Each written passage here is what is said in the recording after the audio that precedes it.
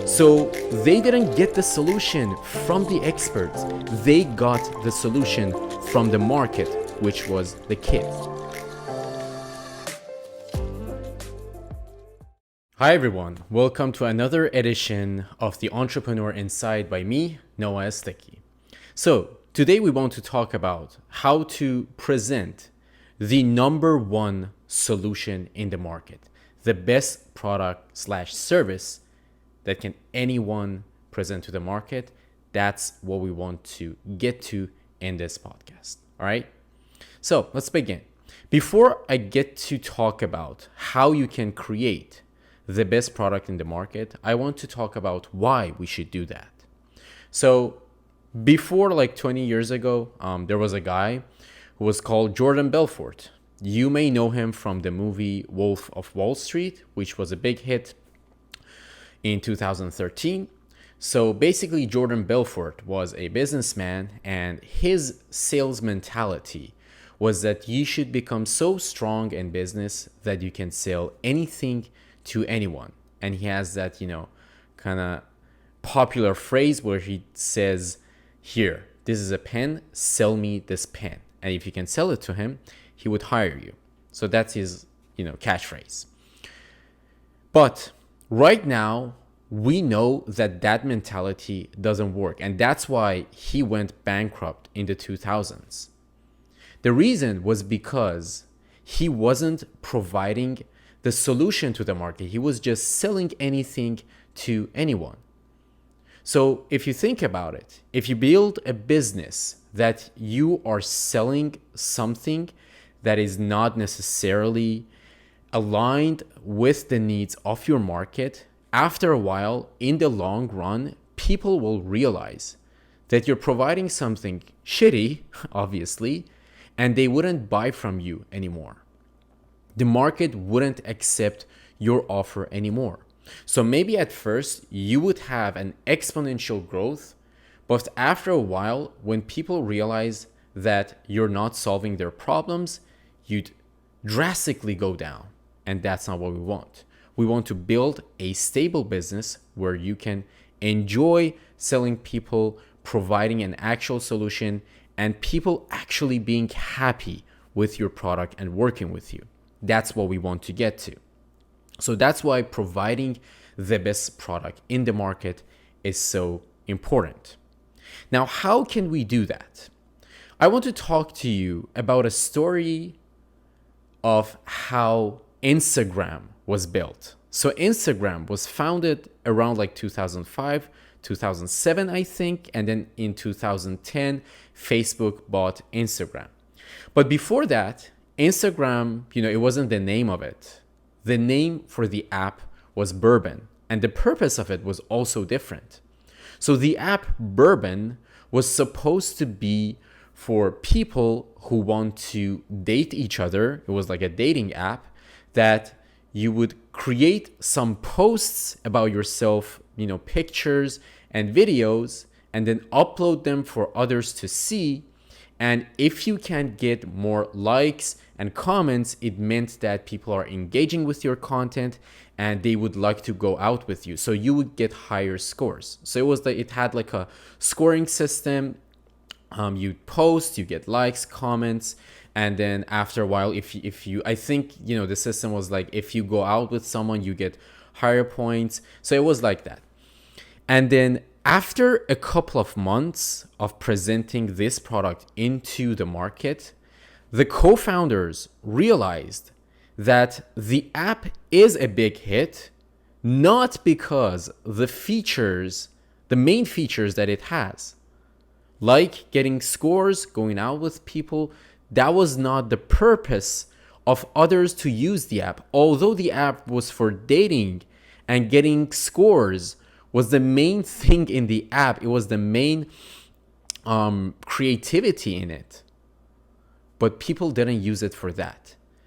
The best features was just liking, commenting, and sharing their lives with others. That was the main purpose of people using the app. So they realized, why do we keep those features that would actually complicate things and may confuse people. So we can just take those out, just make it a social media platform and rename it to Instagram. And then Instagram was built, a social media app that you can share posts, like, comment. And right now in 2022, we know that Instagram is a huge part of the online world. So what does it have to do with providing the best solution in the market? Probably the designers of the app were so pumped about the scoring system. But, the market didn't like that as much as the sharing, commenting, and liking. So probably the best way to create the best product in the market is to get feedback, is to hear others, your audience, and then see what's working with them and scale on that. Probably if you're starting or trying to grow a business, you have some ideas in mind and you don't know which ones to implement, but the best way to do it is to quickly create something to the best of your ability, as simple as you can in the shortest time possible, and then present it in the market. And then see how the results are giving you feedback, which features of it are working, which parts and aspects of it is actually solving people's problems, so you can scale on that. So I'm going to tell you a little bit story about my own company. So before, when I was only doing social media marketing in my agency, one thing that we used to do, it was Facebook ads. So Facebook ads was the main part of our agency.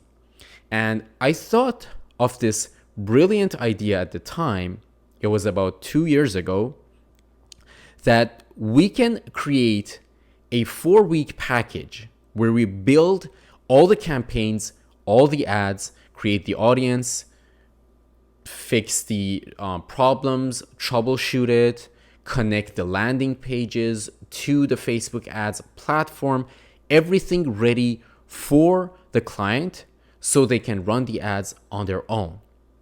And this package was brilliant to me at the time. And I thought, yes, I'm giving the client the option to run the ads themselves or let us run them after we set up everything. But there was a slight problem with that. I was giving wrong information to the clients. I was letting them assume that if everything is set up and there is no expert management on it, they'd be okay. So what happened was that the audience that I had, they thought it's a brilliant idea too. So the marketing and the sales of it was perfect. In the first week, I could sell 3 of those packages, each worth $3,000. So it was about $10,000 in the first week for that single package.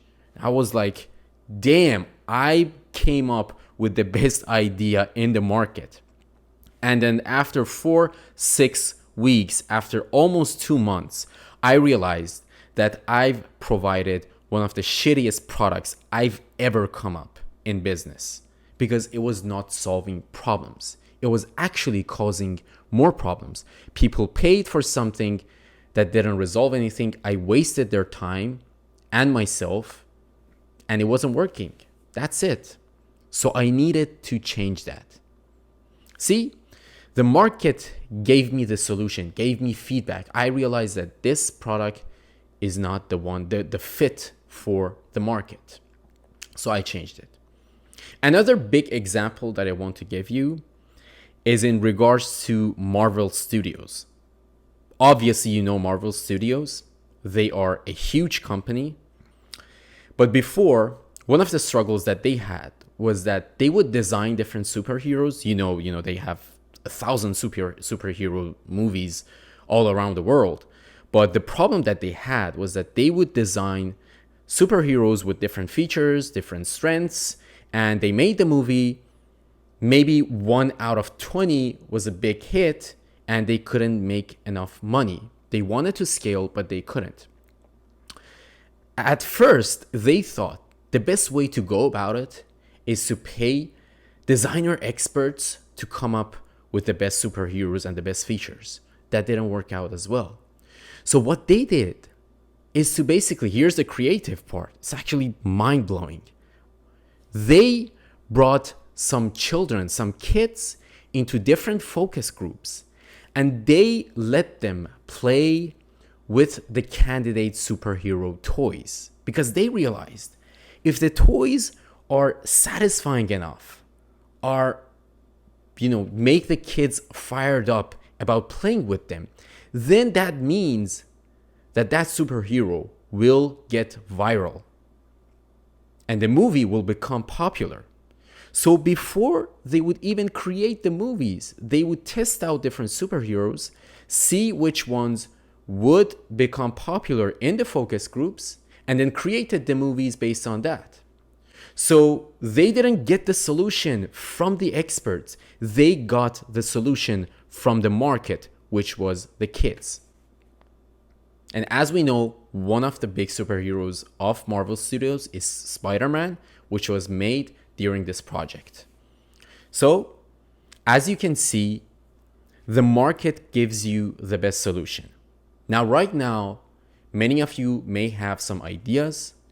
My advice to you is not to plan and work on your ideas for 6 months or a year or 2 years, struggling to come up with the best thing that you think is the best in your head and then present it to the world and then see that it's not working.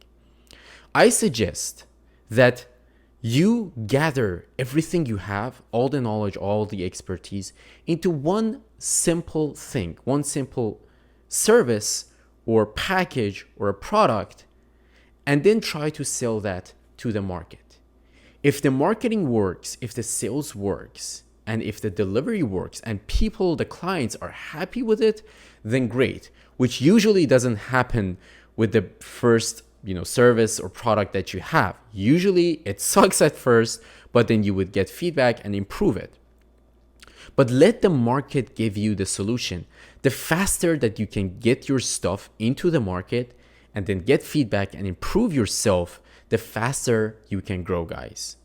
This is my main advice to so many people that are trying to build something and present it to the market.